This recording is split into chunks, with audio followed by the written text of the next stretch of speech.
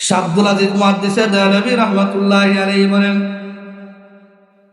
এই দুনিয়ার মানুষ শোনো, ওই যে 100 ভাগ আল্লাহ পাক রব্বুল আলামিন 100 ভাগ আপনার সুন্দরকে ভেঙে করলেন দুই টুকরার অর্ধেক আপনার রেখে দিলেন, বাদ বাকি অর্ধেকের অর্ধেক দিয়া গোটা দুনিয়া সুন্দর আল্লাহ সাজাইছেন, আর অর্ধেক দিয়া হযরত ইউসুফ আলাইহিস সালাতু ওয়াস সালামকে আল্লাহ সাজাইছেন। আর ওই যে 100 ভাগের 2 ভাগের 1 ভাগ আল্লাহ রেখে দিলেন, অর্থাৎ 50% যে রেখে দিয়েছিলেন, ওই পুরা 50% দিয়াই আপনার আমার নবীকে আল্লাহ বানাইছে। এবার বলেন তো দেখি, ইউসুফ নবী বেশি সুন্দর না আপনার আমার নবী বেশি সুন্দর? কথা বলেন না, কোন নবী বেশি সুন্দর? শুধুই তাই না, আম্মা জান আয়েশা সিদ্দিকা রাদিয়াল্লাহু তাআলা আনহা বলেন, লানা শামসুন ওয়ালিল আফাকে শামসুন ওয়া শামসি আফদালু মিন শামসিস সামাই ওয়া শামসুল লাসি তাতলু বা'দাল ফাজরি ওয়া শামসি তাতলু বা'দাল ইশাই। আল্লাহু আকবার। আমার তেলাওয়াত কিছু হাদিসের মাধ্যমে পয়গম্বর আরবি সাল্লাল্লাহু আলাইহি ওয়াসাল্লাম জানায়া দেন, আন আনাস রাদিয়াল্লাহু তাআলা আনহু قال قال رسول الله صلى الله عليه وسلم لا يؤمن احدكم حتى اكون احب اليه من والده وولده والناس اجمعين। الله اكبر। নবীর সাহাবী হযরতে আনাস বয়ান করেন, নবী বলেছেন, লা ইউমিনু আহাদুকুম হাত্তা আকুনা আহাব্বা ইলাইহি, কোন মানুষ ততক্ষণ পর্যন্ত পরিপূর্ণ মুমিন হতে পারবে না যতক্ষণ না তার অন্তরে নবীর ভালোবাসা তার নিজের জানের চাইতে, সন্তানের চাইতে, বউ বাচ্চার চাইতে, এমনকি ওয়ান্নাসি আজমাইন গোটা দুনিয়ার মানুষ জাতির চাইতে যত সময় পর্যন্ত তার অন্তরে নবীর জন্য ভালোবাসা বেশি না হবে, ততক্ষণ পর্যন্ত সে পরিপূর্ণ মুমিন হতে পারবে না। নবীর একজন সাহাবী হযরত ওমর ফারুক, সবাই তো নাম শুনছেন। হযরত ওমর ফারুক গিয়ে নবীকে বলে, নবী ইন্নী উহিব্বুকা, আমি আপনাকে ভালোবাসি, তবে আমার জীবনের চাইতে বেশি ভালোবাসি না। আচ্ছা বলেন তো দেখি, জীবনের চাইতে কাউকে বেশি ভালোবাসা যায়? দুনিয়ার মধ্যে সবচেয়ে বেশি মধুর সম্পর্কের নাম সেটা হলো স্বামী স্ত্রীর বন্ধন। কথা বলেন ঠিক না বেটি? জামাই বউ যতটুকু ভালোবাসা আছে দুনিয়ার আর কোনো মানুষের অতটুকু ভালোবাসা আছে নাই। কিন্তু যদি আপনার বউয়ের কাছে গিয়ে বলা হয়, স্বামী যদি বলে, হ্যাঁ বউ আমার তো 2টা কিডনি নষ্ট হয়ে গেছে, তুমি আমাকে 2টা কিডনি দিয়ে দাও, আমি জীবনটা আমার চলাফেরা করি, জীবনটা আমার বাঁচাই। বউ বলবে কোনো সমস্যা নাই, তুমি মরলেও জামাই দুনিয়াতে অভাব নাই। কথা আমার ঠিক না বেটি? দুনিয়ার বাস্তবতা বলছি, নিজের জীবনের চাইতে ভালো আপনার কেউ কাউকে বাঁচতে পারে না। ঠিক তদ্রুপভাবে বউ যদি আপনার বলে, স্বামী গো আপনি না আমাকে কত ভালোবাসেন, আমার ভালোবাসার কারণে আপনি আপনার সংসার ছাড়লেন, আমার ভালোবাসার কারণে দুনিয়ার মানুষ আপনাকে কি বলবে সেই দিকে আপনি না তাকাইয়া আমার আরামের জন্য, আমাকে ভালোবাসার কারণে আপনি আমার জন্য বাসা বাড়ি দিয়ে আপনি থাকতেছেন। মা বাবা দেখা যায় গ্রামের কুড়ে ঘরের মধ্যে থাকে, মাটির ঘরের মধ্যে থাকে, টিনের ঘরে থাকে। আজকে আমার 2টা কিডনি নষ্ট হয়ে গেছে, আপনি আমাকে 2টা কিডনি দিয়ে আমাকে আপনি বাঁচাইয়া দেন। জামাই বলবে সমস্যা না, বউ মরলে বউ পাওয়া যাবে। কথা বলেন ঠিক না বেটি? তাহলে বুঝতে পারলাম যে জীবনের চাইতে কেউ কাউকে ভালোবাসতে পারে না। তো হযরত ওমর বলতেছেন, নবী আমি আপনাকে ভালোবাসি, তবে আমার জীবনের চাইতে বেশি নয়। হযরতে পয়গম্বর আরবি বলেন, ওমর এখন পর্যন্ত তুমি পরিপূর্ণ মুমিন হইতে পারো নাই। কি হইতে পারো নাই? আচ্ছা বলেন তো, হযরত ওমর কি মানবার মানুষ? কথা বলেন না। হযরত ওমর উনি কি মানবার মানুষ যে উনি পরিপূর্ণ মুমিন হইতে পারেন নাই? এই কথা কি উনি মানবার মানুষ? না, মানবার মানুষ না তো হযরত ওমর। হযরত ওমর বলে, ইন্না লিল্লাহি। হযরত কি বলেন, আমি মুমিন হতে পারলাম না? তাইলে শুনেন নবী, আমার জীবনের চাইতে, আমার নিজের জানের চাইতে আমি আপনি নবীকে বেশি মহব্বত করি। সুবহানাল্লাহ। যখন হযরত ওমর এই কথা বলেছেন, এমনিতেই হযরতে পয়গম্বর আরবি সাল্লাল্লাহু আলাইহি ওয়াসাল্লাম বলেন, ওমর এখন তোমার ঈমান পরিপূর্ণ ঈমান হয়ে গেছে। তাইলে আপনি আমি জানতে পারলাম যে নবীকে নিজের জানের চাইতেও যদি কেউ ভালো না বাসে, যদি তার অন্তরের মধ্যে লিডারের মহব্বত বেশি থাকে সে মুমিন না। কথা বলেন ঠিক না বেঠিক? কথা বলেন না। যদি কোনো মানুষের অন্তরের মধ্যে এমপির ভালোবাসা বেশি থাকে, নবীর চাইতে যদি বেশি থাকে, সে মুমিন না। এটা আমার কথা না হাদিসের কথা? কথা বলেন না। আপনারা যদি আমার সঙ্গে একটু হানা না বলেন তাহলে আমার কথা বলতে ভালো লাগবে না। আপনারা একটু কথা বলবেন। তো দেখেন, যদি আপনার আমার অন্তরের মধ্যে মা বাবার ভালোবাসা নবীর চাইতে বেশি হয়, আপনি আমি ইমানদার না। আপনার আমার অন্তরের মধ্যে যদি এমপি মন্ত্রীর ভালোবাসা বেশি থাকে, আপনি আমি ইমানদার না। এই ঘোষণা আমার না নবীজি? কথা বলেন না, আমার না নবীজি? নবীজির। অমুমিন মুসলমান, তাইলে আপনার আমার যদি নবীর জন্য ভালোবাসা সবচেয়ে বেশি হইতে পারে, তাইলেই আপনি আমি নিজেকে মুমিন দাবি করতে পারবো। তাইলে আমি আগেই বলেছিলাম, নবীকে ভালোবাসলে আমাদের সওয়াব থেকে কিন্তু খালি না, ফায়দা থেকে আমরা খালি না। এক নম্বর ফায়দা হলো নিজের ঈমান বাড়ে। তাহলে এই হাদিসের মাধ্যমে জানতে পারলাম ঈমান বাড়ে কি বাড়ে না। নবীকে নিজের জীবনের চাইতে সব কিছুর চাইতে বেশি ভালোবাসলে ঈমান বাড়ে কি বাড়ে না? বাড়ে। ও মুমিন মুসলমান, তো দেখা যায় নবীজির অনেক সাহাবায়ে কেরাম ছিলেন যারা নাকি আপনার নবীকে আপনার নিজের জীবনের চাইতে বেশি ভালোবাসতেন। এক সাহাবী নবীর কাছে আয়েশা আপনার বলে, ও পয়গম্বরে আরবি, মাতা তাকুমুস সাআ, কিয়ামত কবে সংঘটিত হবে? যখন এই কথা বলেছে, নবী বলেন, হে সাহাবী, কিয়ামত কখন সংঘটিত হবে তুমি শুধু এই কথাই বলছো? কিয়ামতের জন্য তোমার ফুলতে কি আছে?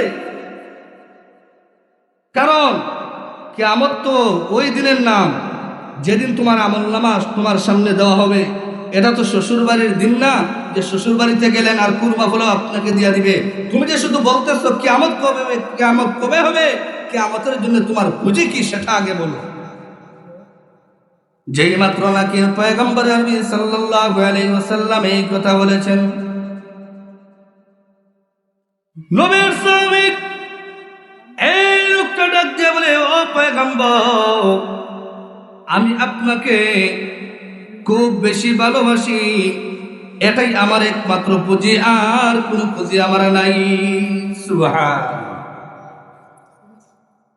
পয়গম্বর নবী বলেন, হে সাহাবী শুনো, আল মারউ মা মান আহাব্বা, যার সাথে যার মহব্বত তার সাথে থাক। কথা বলেন না, যার সাথে যার মহব্বত তার সাথে থাক। হে সাহাবী শুনো, তুমি যেহেতু আমাকে ভালোবাসো, ও আমার সাহাবী রে, তুমি তো বারবার শুধুই বলতেছো মাতা তাকুমুস সাআ, কিয়ামত কবে সংঘটিত হবে, কিয়ামত কবে সংঘটিত হবে। হ্যাঁ সাহাবী শুনো, তুমি যেহেতু আমাকে ভালোবাসো, এটাই তোমার বড় পুঁজি। তুমি আমার সঙ্গে কাল কিয়ামতের কঠিন ময়দানে হিসাব নিকাশের পরে আমার সঙ্গে তোমার আসর হবে। ও মুমিন মুসলমান, তাইলে আপনার আমার যদি নবীকে ভালোবাসতে পারি, তাইলে বলেন তো দেখি লাভ আছে না নাই? আরো যদি সহজ করে বলতে যাই, নবীর এমন অনেক সাহাবায়ে কেরাম ছিলেন যারা নাকি দেখা যায় নবীকে এক নজর না দেখলে ওদের মন ভালো থাকতো না। সুবহানাল্লাহ। এক সাহাবী নবীর কাছে আয়েশা জিজ্ঞাসা করে, ও পয়গম্বর, আমি ক্ষেতের কাজ করতে গেলে আমার ভালো লাগে না, দুনিয়ার কোনো কাজ কাম করতে আমার ভালো লাগে না, আমার জানের মধ্যে বড় ছটফট করে আপনাকে দেখার জন্য। যখন আপনাকে একটা নজর দেখি নবী, আপনাকে দেখতে দেরি, আমার জানের শান্তি দূর হইতে এক সেকেন্ডও দেরি হয় না। এবার এই সাহাবী বলে, পয়গম্বর, কিন্তু আমার এখন মনের মধ্যে বড় একটা পেরেশানি, জানের মধ্যে বড় একটা বড় পেরেশানি, বলে সেটা কি?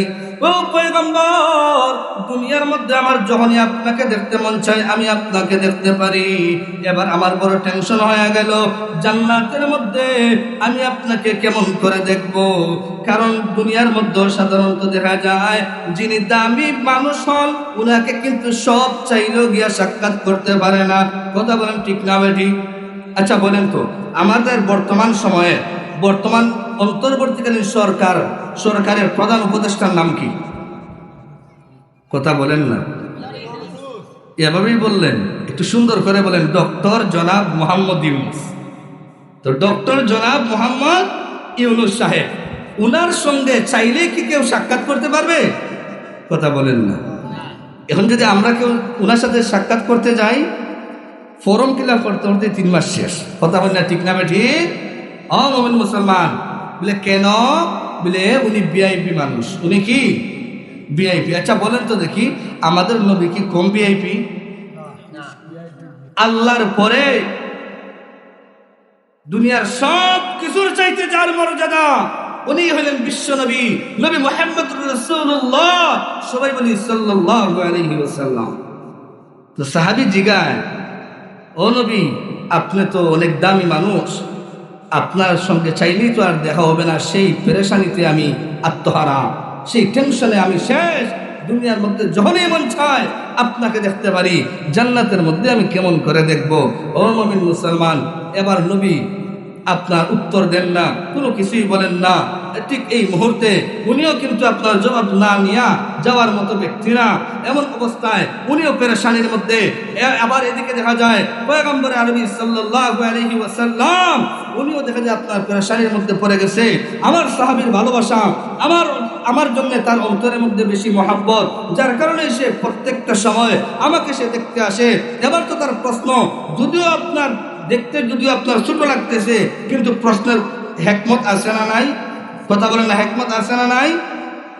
তো এবার নবীও কি বলবেন? উনিও আপনার কোনো জবাব দেওয়ার মতো কোনো কিছু তোকে পান না। ঠিক এই মুহূর্তে আল্লাহ পাক রব্বুল আলামিন পয়গম্বর আরবির উপরে আপনার কোরআনের আয়াত নাযিল করে দিলেন।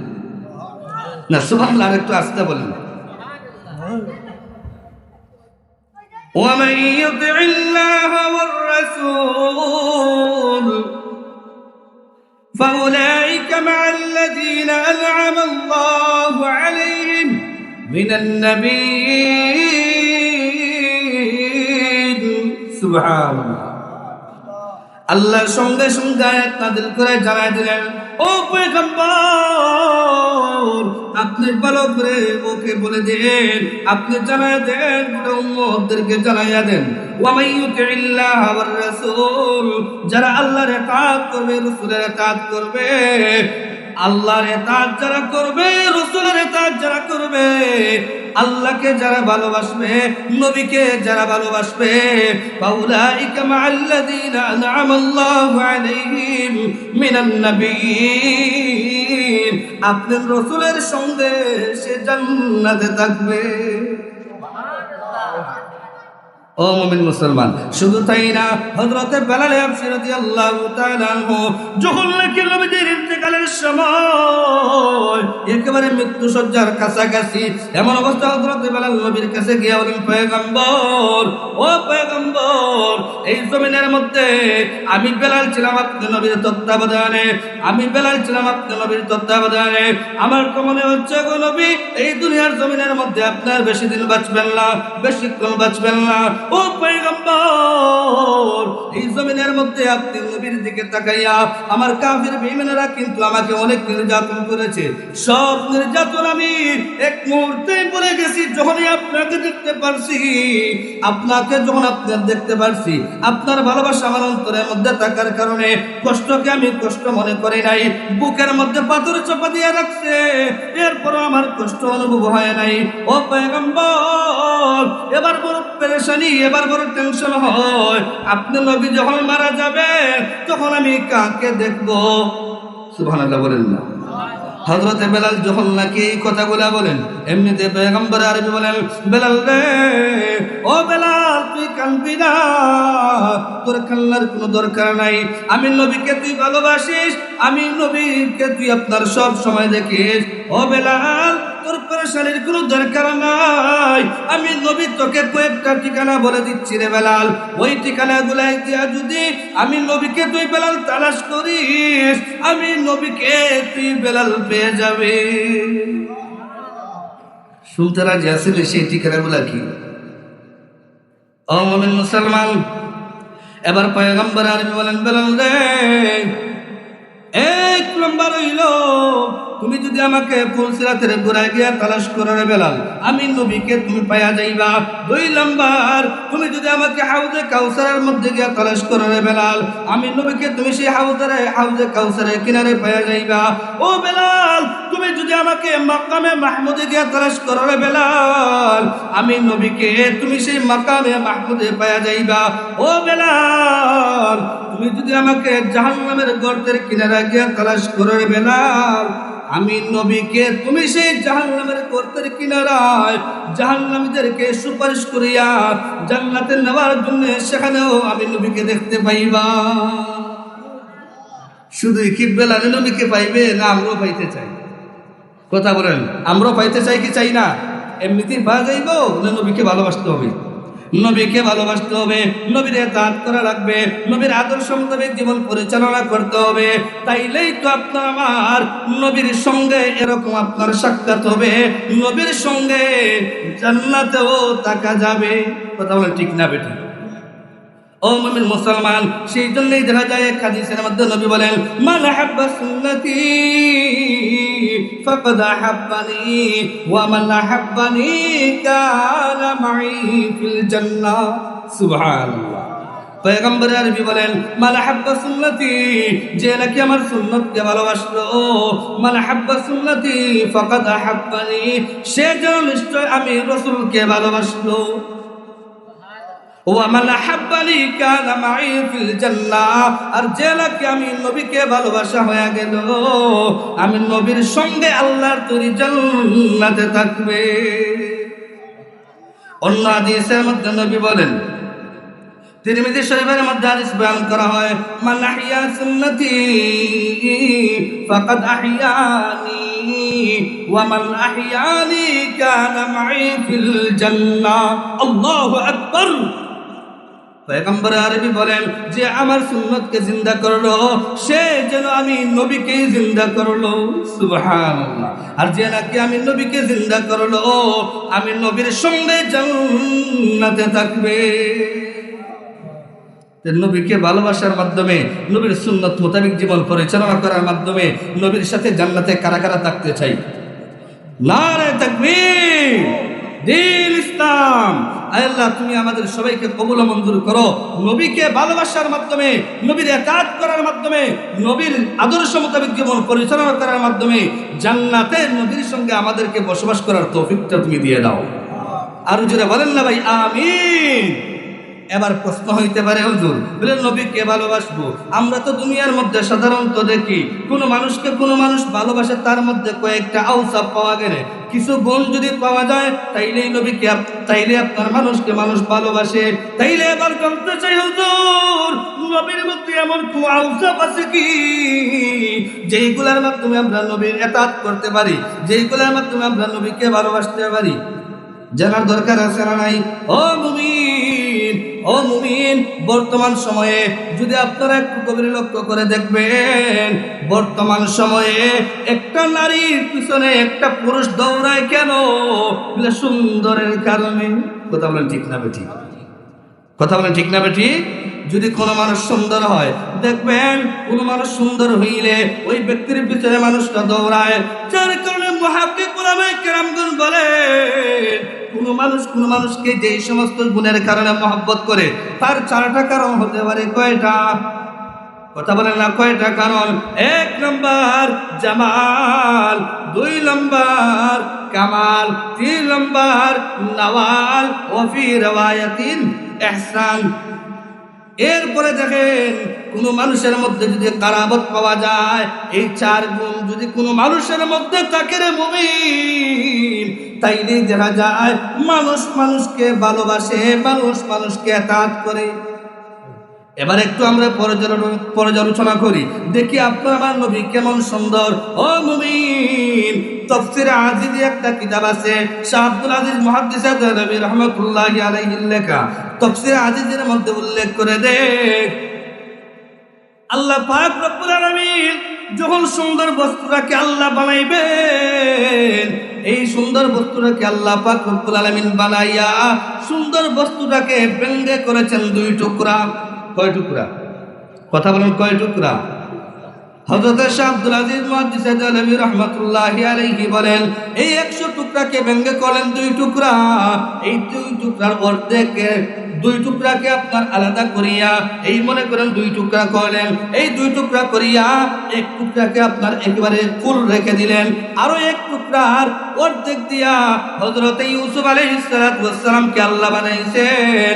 আর এই যে 50 ভাগের অর্ধেকের আরো অর্ধেক দিয়া আপনার গোটা দুনিয়ার সব সুন্দর আল্লাহ সাজাইছে। এবার বলেন তো দেখি, দুনিয়ার মধ্যে বিশ্ব সুন্দরী আছে না নাই? কথা বলেন না, বিশ্ব সুন্দরী আছে না নাই? আছে। এরপরে দেখেন, দুনিয়ার মধ্যে যত সুন্দর দেখবেন সব হইল 100 ভাগের 1 ভাগের অর্ধেকের অর্ধেক। সুবহানাল্লাহ বলেন না। আর বাদ বাকি 100 ভাগের 1 ভাগের অর্ধেক দিয়া, মাত্র 1 ভাগ, 2 ভাগ কিন্তু আল্লাহ পাক করেছেন। 1 ভাগের অর্ধেক দিয়া আপনার হযরতে ইউসুফ আলাইহিস সালাতু ওয়াস সালামকে আল্লাহ বানিয়েছেন। হযরতে ইউসুফ কেমন সুন্দর ছিলেন যে কিতাবের মধ্যে পাওয়া যায় যে হযরতে ইউসুফকে দেখিয়া তৎকালীন সময়ের মহিলারা ফল কাটার পরিবর্তে নিজের হাতের আঙ্গুল কাটছে। কথা বলেন ঠিক না বেঠিক? আমরা তো জানি হযরত ইউসুফ আলাইহিস সালাম হলেন সবচেয়ে সুন্দর। আসলে সবচেয়ে সুন্দর ইউসুফ নবী না। এই ভুল ভেঙে দিয়েছেন শাহ আব্দুল আজিজ মুহাদ্দিস দেহলভী, সবাই বলেন রাহমাতুল্লাহি আলাইহি। আম্মা জানা আয়েশা সিদ্দিকা বলেন, যেই যুগের মহিলারা হযরত ইউসুফকে দেখিয়া নিজের হাতের আঙ্গুলি কাটছে, ওই যুগের মহিলারা যদি আপনার আমার নবীকে দেখতো, হাতের আঙ্গুল নয় কলিজা কাইটা বানাইতো। জুড়ে বলেন সুবহানাল্লাহ। আপনার আমার নবী কেমন সুন্দর ছিলেন। শাহ আব্দুল আজিজ মুহাদ্দিস দেহলভী রাহমাতুল্লাহি আলাইহি বলেন, এই দুনিয়ার মানুষ শুনো, ওই যে 100 ভাগ আল্লাহ পাক রব্বুল আলামিন 100 ভাগ আপনার সুন্দরকে ভেঙে করলেন 2 টুকরা। 2 টুকরার অর্ধেক আপনার রেখে দিলেন, বাদ বাকি অর্ধেকের অর্ধেক দিয়া গোটা দুনিয়া সুন্দর আল্লাহ সাজাইছেন। আর অর্ধেক দিয়া হযরত ইউসুফ আলাইহিস সালাতু ওয়াস সালামকে আল্লাহ সাজাইছেন। আর ওই যে 100 ভাগের 2 ভাগের 1 ভাগ আল্লাহ রেখে দিলেন, অর্থাৎ 50% যে রেখে দিয়েছিলেন, ওই পুরা 50% দিয়াই আপনার আমার নবীকে আল্লাহ বানাইছে। এবার বলেন তো দেখি, ইউসুফ নবী বেশি সুন্দর না আপনার আমার নবী বেশি সুন্দর? কথা বলেন না, কোন নবী বেশি সুন্দর? শুধুই তাই না, আম্মা জানা আয়েশা সিদ্দিকা রাদিয়াল্লাহু তাআলা আনহা বলেন, লানা শামসুন ওয়ালিল আফাকে শামসুন ওয়া শামসি আফদালু মিন শামসিস সামাই وشمس الناس تطلع بعد الفجر وشمسي تطلع بعد العشاء الله أكبر। আম্মা জানা আয়েশা সিদ্দিকা বলেন, লালা শামসুন ওয়ালিল আফাকে শামসুন, এই দুনিয়ার মানুষ শুনো, তোমাদের আসমানের একটা সূর্য আছে, আমি মা আয়েশার একটা সূর্য আছে। সুবহানাল্লাহ। তবে জানো, ওয়া শামসি আফদালু মিন শামসিস সামাই, তবে তোমরা শুনে রাখো, তোমাদের আসমানের সূর্যের চাইতে আমি মা আয়েশার সূর্য হইল উত্তম। কেন?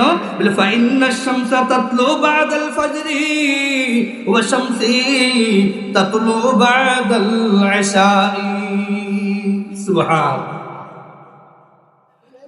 আম্মা জানা আয়েশা সিদ্দিকা বলেন, ও দুনিয়ার মানুষ, তোমাদের আসমানের সূর্য চাইতে আমার সূর্য কেন উত্তম জানোনি? তোমাদের সূর্য উদিত হয় ফজরের নামাজের পরে, আর আমার যে সূর্যটা আছে, আমার সেই সূর্য উদিত হয় এশার নামাজের পরে।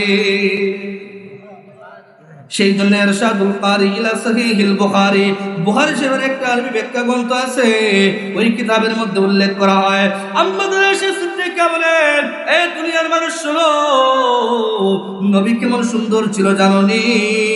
পয়গম্বর আরবি যখন এশার নামাজ পড়িয়ে আমার ঘরের মধ্যে আসতেন, যদি আমাবস্যার রাত্রে আমার ঘরের মধ্যে আমার নবী আসতেন, আল্লাহ রাসূল এমন সুন্দর ছিলেন, আল্লাহ রাসূলের চেহারা সুন্দরের সামনে একটা সুয়ের ছিদ্র দিয়ে আমি আয়েশা সুতা ঢুকাইতে পারতাম। আচ্ছা বলেন তো দেখি, বর্তমান সময়ে যারা বিশ্ব সুন্দরী আছে, ঐশ্বরিয়া বলেন আর যাই বলেন না কেন, যদি 100 ঐশ্বরিয়াকে আপনার বিশ্ব সুন্দরীকে দইরা একটা অন্ধকার রুমের মধ্যে আইনা আপনার ঢুকানো হয়, আচ্ছা ওদের চেহারা সুন্দরের সামনে সুয়ের ছিদ্র দেখা যাবে? কথা বলেন না, সুয়ের চিত্র দেখা যাবে? আরে সুয়ের চিত্র দেখা যাবে কোথা থেকে? 29 ইঞ্চি 5-এর ছিদ্র দেখা যাবে না। কথা বলেন ঠিক না বেঠিক? অমুমিন মুসলমান, তাহলে আপনার আমার নবী শুধুই সুন্দর না, জগৎ বিখ্যাত সুন্দর। কথা বলেন ঠিক না বেঠিক? অমুমিন মুসলমান, যার কারণে দেখা যায় বুখারী শরীফের মধ্যে একটা হাদিস বয়ান করা হয়, আবার তিরমিজি শরীফের মধ্যেও আসছে, নবীর একজন সাহাবী হযরত জাবির ইবনে সামুরা রাদিয়াল্লাহু তাআলা আনহু, একবার দেখা যায় 14 তারিখে পূর্ণিমার রাত্রির মধ্যে আসমানের মধ্যে চন্দ্র উদয় হইছে, তারকা উদয় হইছে। এদিকে দেখা যায় পয়গম্বর আরবি সাল্লাল্লাহু আলাইহি ওয়াসাল্লাম মসজিদের নববীর মধ্যে বসিয়া সাহাবায়ে কেরামদেরকে তালিম দিচ্ছেন। কি দিচ্ছেন? আর যারা বলেন কি দিচ্ছেন? তালিম দিচ্ছেন। ঠিক এই মুহূর্তে পয়গম্বর আরবি লক্ষ্য করে দেখেন হযরত জাবির ইবনে সামুরা রাদিয়াল্লাহু তাআলা আনহু একবার নবীর দিকে তাকায়, আরেকবার আপনার চন্দ্রের দিকে তাকায়। সুবহানাল্লাহ। যখন আপনার বারবার এমন করতেছেন, নবী কিন্তু সাহাবায়ে কেরামদেরকে তালিম দিচ্ছেন, কিন্তু দেখা যায় জাবির ইবনে সামুরা একবার নবীর দিকে তাকান, আরেকবার চন্দ্রের দিকে তাকান। পয়গম্বর আরবি ডাক দিলেন, জাবির রে, ও জাবির তোমার কি হইছে? একবার তুমি আমার দিকে তাকাও, আরেকবার তুমি চন্দ্রের দিকে তাকাও। হযরত জাবির ইবনে সামুরা বলেন, পয়গম্বর আজকে আমি 2টা সূর্যকে একত্রে পাইছি, যার কারণে একবার আপনার দিকে তাকাই, আর একবার চন্দ্রের দিকে তাকাই।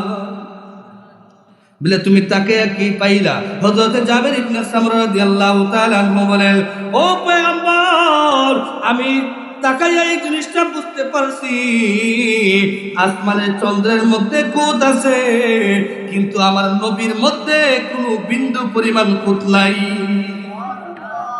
আচ্ছা বলেন তো, চন্দ্রের মধ্যে খুঁত থাকে কি থাকে না? খালা একটা জিনিস আছে না নাই?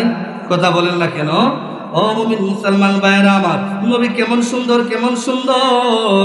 নবীর একজন বিশিষ্ট কবি ছিলেন, যার নাম হলো হযরত হাসান বিন সাবিত রাদিয়াল্লাহু তাআলা আনহু। উনি একবার 2টা করে ছন্দ বানাইয়া নবীর কাছে নিয়ে আইসা বলে, ও পয়গম্বর আমি আপনার জন্য আপনার শানে 2টা কবিতা আবৃত্তি করতে চাই, 2টা কবিতা বানাইলাম। নবী বলেন, ও হাসান বিন সাবিত কি কবিতা তুমি পড়ো? এমনিতে হাসান বিন সাবিত বলেন, ওয়া আহসানু মিনকা লাম তারা কাত্তু আইনি ওয়া আজমালু মিনকা লাম তালিদিন নিসাউ খুলিকতা মুবাররাআম মিন কুল্লি আইবিন কাআন্নাকা কাদ খুলিকতা কামা তাশাউ। আল্লাহু আকবার। হযরত হাসান বিন সাবিত রাদিয়াল্লাহু তাআলা আনহু বলেন, ওয়া আহসানু মিনকা লাম তারা কাত্তু আইনি, আপনার চেয়ে এত সুন্দর পুরুষ আমার চোখ জীবনে কখনো দেখে নাই। সুবহানাল্লাহ। ওয়া আজমালু মিনকা লাম তালিদিন নিসাউ, আর আপনার চাইতে এত সুন্দর পুরুষকে কোন নারী কোনদিন প্রসব করে নাই। সুবহানাল্লাহ বলেন না? আচ্ছা বলেন তো দেখি, নবীর চাইতে কোন সুন্দর পুরুষকে কোন নারী কোনদিন প্রসব করেছে? না না।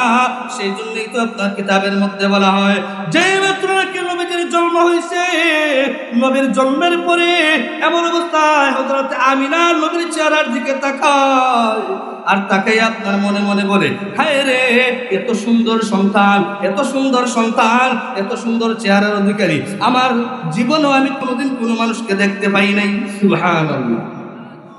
যখন নাকি হযরত আমিনা এবার দেখা যায় নবীর চেহারার দিকে তাকাইছেন, তো ওনারা কিন্তু আপনার আরবি সাহিত্যের উপর আপনার পাণ্ডিত্য ছিল। আরবের মানুষ আপনার আরবি বেশি বুঝে না আপনারা বেশি বুঝি? কথা বলেন, কারা বেশি বুঝে? আরবের মানুষ। এমন অবস্থায় দেখা যায় হযরত আমিনা বলেন, সন্তানটা যেহেতু এত সুন্দর, সন্তানটা দেখা যায় আপনার এমন সুন্দর চেহারার দিকে উনি তাকান, উনি দেখতে পান মুহাম্মদ, কারণ মুহাম্মদ হইল প্রশংসিত। মুহাম্মদ অর্থ কি? কথা বলেন না, মুহাম্মদ নামের অর্থ কি? প্রশংসিত হযরত আমিনা নবীর চেহারার দিকে তাকান, তাকায় বলেন মুহাম্মদ। নবীজির চোখের দিকে তাকান, তাকায় বলেন মুহাম্মদ। নবীজির পায়ের দিকে তাকান, তাকায় বলেন মুহাম্মদ। নবীজির পুরো শরীরের দিকে মা আমেনা যখন তাকান, তাকাইয়া শুধু মুহাম্মদ আর মুহাম্মদ বলেন, কারণ মুহাম্মদ নামের অর্থই হইল প্রশংসিত। সুবহানাল্লাহ বলেন না? এবার যখন নবীজির পুরা শরীরের দিকে মা আমিনা তাকায়, তাকাইয়া উনি বলেন, আমার সন্তানটা মুহাম্মদ মানে প্রশংসিত। আপনার হাতের মধ্যে কোনো খুঁত নাই, আপনার চেহারার মধ্যে কোনো খুঁত নাই, পুরা শরীরের মধ্যে কোনো খুঁত নাই। এমন সুন্দর প্রশংসিত সন্তানের জন্য একটা সুন্দর নাম রাখা দরকার। কি নাম রাখা যায়? এবার উনি মনে মনে আপনার টেনশন করে, আল্লাহ স্মরণ করা দে ও আমিনা, আমার বন্ধু যখন তোমার গর্ভের মধ্যে ছিল, আমি আল্লাহ তোমাকে সকলে জানিয়ে দিয়েছিলাম, ও আমিনা, তোমার পেটের মধ্যে যে সন্তান আছে, এই সন্তান জন্ম নেওয়ার পরে তার নাম রাখবা মুহাম্মদ। কি মনে করেন? উনি মনে মনে চিন্তা করে আল্লাহ অন্তরে স্মরণ করে দিছে। আল্লাহর ক্ষমতা আছে না? আরো জোরে বলেন, আল্লাহ চাইলে পারেন কি পারেন না? আরো জোরে আল্লাহ পারেন কি পারেন না? কাদির কুদরত দারি বর কামাল, কাদির কুদরত দারি বর কামাল, আনতা রব্বি আনতা হাসবি যুল জালাল, তুহি কাদির জলিলুল্লাহ জাহাদার, বহর হালে তুহি মেরা নিগাদার। আল্লাহ কাদের মতলব কি মতলব না? আল্লাহ সব ক্ষমতার অধিকারী কি অধিকারী না? ও মুমিন মুসলমান, আল্লাহ সব কিছু করতে পারে। আল্লাহ চাইলে সিংহাসন থেকে নামাইয়া বেজ্জত করিয়া ইন্ডিয়া তো আপনার পাঠাইতে পারে। কথা বলেন ঠিক না বেঠে? মুসলমান, এবার যখন নাকি আপনার হালিমাতুস সাদিয়াও দেখলো, ও মুমিন, এরপরে দেখেন আপনার হালিমাতুস সাদিয়াও আপনার এই জিনিসটা সাক্ষ্য দিয়া দিল, যত সন্তান হালিমা দেখেছে সব চাইতে সুন্দর নবী মুহাম্মদুর রাসূলুল্লাহ। সবাই বলেন না সাল্লাল্লাহু আলাইহি ওয়াসাল্লাম। এবার যখন নাকি আপনার সাহাবায়ে কেরামরা দেখে, এবার যখন নাকি আপনার কাফির বেদিনরা দেখে, কাফির বেদিনরা দেখার পরে নবীর চেহারার দিকে তাকাইয়া অনেক কাফির বেদিনরা কলিমা পড়ে মুসলমান হয়।